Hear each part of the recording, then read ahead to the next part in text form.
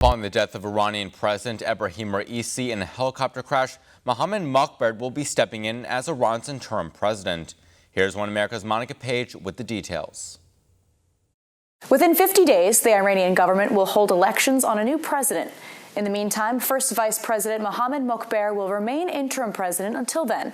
And for more on what a change to the Iranian government might look like, I want to bring in the Deputy Director of the National Council of Resistance of Iran, Alireza Jafarzadeh. Alireza, thank you so much for joining us. Thank you so much for the opportunity. I appreciate it. Well, just to jump in here and just to start out, Mokhber has a history of sanctions against him.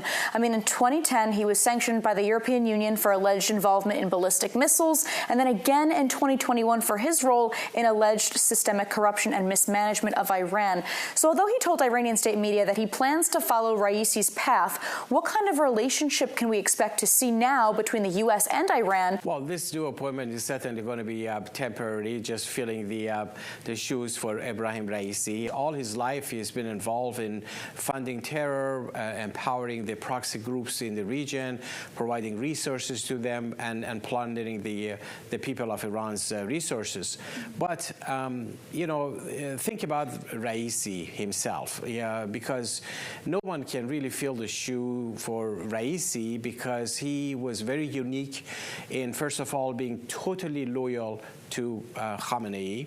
And then have built a track record that is all entirely a track record in murder, killing, executions. So he started with putting people in jail and torturing them, and then he became a member of the Death Commission in 1988 that was responsible for the massacre of 30,000 political prisoners in Iran. The whole goal was to eliminate any voices of defense, any voices of dissent, and crush the backbone of the resistance. The regime badly failed. The children and the grandchildren of those who were murdered in 1988 are the ones who are in the streets of Iran all over the country chanting, for freedom. And that's why I think no matter what the regime does, they will not succeed the same way they didn't succeed in 1988. Wow, and I'm interested to see what this election process even looks like moving forward now, because I've been told it's not an election process, it's more of a selection process. And depending on who becomes the new president of Iran, could this potentially change the relationship between the U.S. and Iran? Well, as you correctly said, in Iran, we don't have elections because this whole thing is based on the will of the supreme leader, who are the people who actually get on the ballot box. They choose them.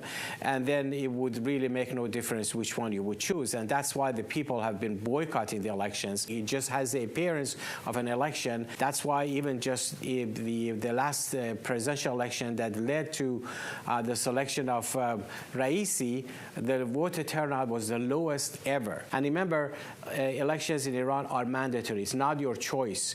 You have to participate and get your IDs stamped. If you want to get a job, if you want to get to university, if you want to, any kind of, things are actually dependent upon your participation in the elections, and yet the people boycotted. Wow, and when they boycott and they don't participate in the elections, what are some of the consequences that these people might face? Well, they lose a lot of their jobs. They cannot get into certain institutions. They are viewed as opponents of Tehran by just not merely participating. So I think at the end of the day, whoever will get into office would be a loyalist to Khamenei anyways, but it wouldn't have enough clout to solve the problems that Raisi was solving for the regime. Raisi's loss is a strategic blow to the supreme leader as the president-elect of the Iran resistance, but also it will create an opportunity for the Iranian youth, the rebellious youth, or known as the resistance units in Iran, who feel now they have an opportunity to rebel again. Raisi was meant to give this impression that this regime is 10 feet tall, that they have proxies everywhere, they can kill people inside the country. Now he himself is gone. So that will be an opportunity for the people. So I'm sure that, that gives a little glimmer of hope, I'd like to think. A lot of hope, because, given the fact, Monica, that, every effort has been done by this regime to crush the movement for change in Iran over the years, especially targeting women. The most courageous people who are sacrificing, who are leading the fight, are actually women. In a country that is built on misogyny, progeny by the regime. That's why there's a lot of hope, and that's why this regime is in trouble. Deputy Director of the National Council of Resistance of Iran, Ali Reza Jafarzadeh, thank you so much for being here with us. We really appreciate it. Thank you so much, Monica. I appreciate it. For all our viewers asking where One America News is heading in the future, we would like to introduce you to OAN Live. OAN Live is the best way to stay up to date on all of the hard-hitting, straight-shooting, national and international headlines. And the best part is, OAN Live is only $4.99 per month. All the credible, honest, unbiased reporting One America News offers at a fraction of the cost of cable. Just go to OANN.com to easily sign up for OAN Live and stay informed.